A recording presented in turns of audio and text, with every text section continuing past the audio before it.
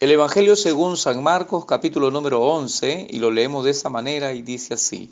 Y como fueron cerca de Jerusalén, de Betfagé y de Betania, al monte de las olivas, enviado de sus discípulos, y les dice, id al lugar que está delante de vosotros, y luego entrados en él hallaréis un pollino atado, sobre el cual ningún hombre ha subido, desatadlo y traedlo.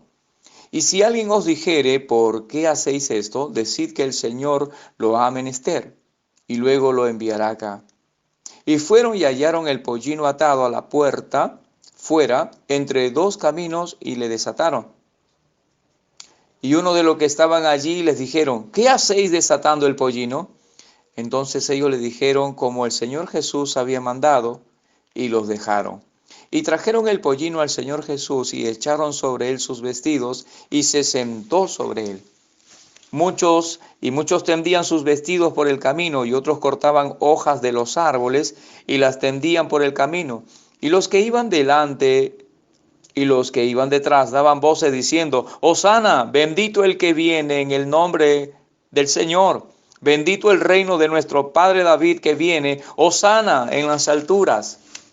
Y entró el Señor Jesús en Jerusalén y en el templo, y habiendo mirado alrededor todas las cosas, y siendo ya tarde, salióse a Betania con los 12. Y el día siguiente, como salieron de Betania, tuvo hambre.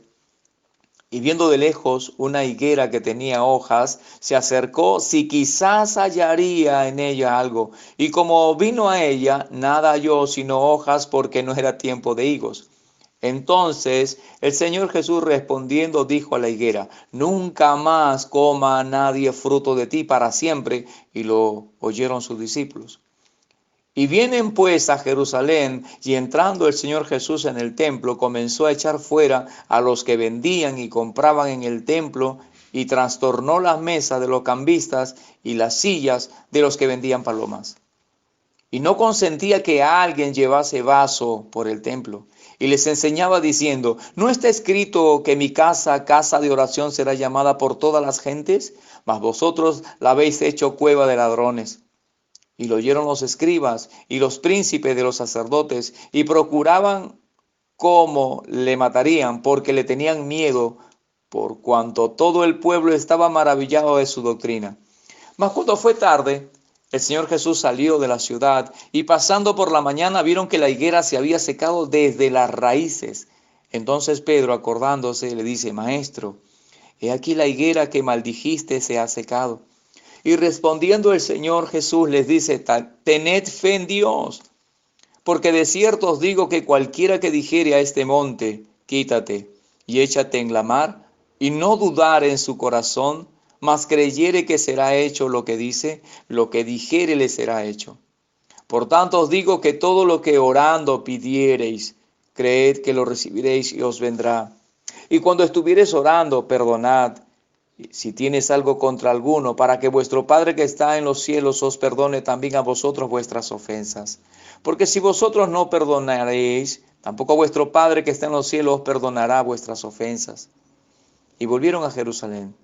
Y andando él por el templo, vienen a él los principales de los sacerdotes, y los escribas y los ancianos, y le dicen, ¿con qué facultad haces estas cosas? ¿Y quién te ha dado esta facultad para hacer estas cosas?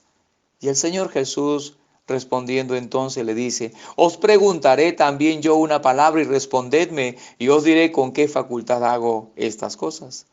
¿El bautismo de Juan era del cielo o de los hombres? Respondedme. Entonces ellos pensaron dentro de sí diciendo, si dijéremos del cielo, dirá, ¿por qué pues no le creísteis?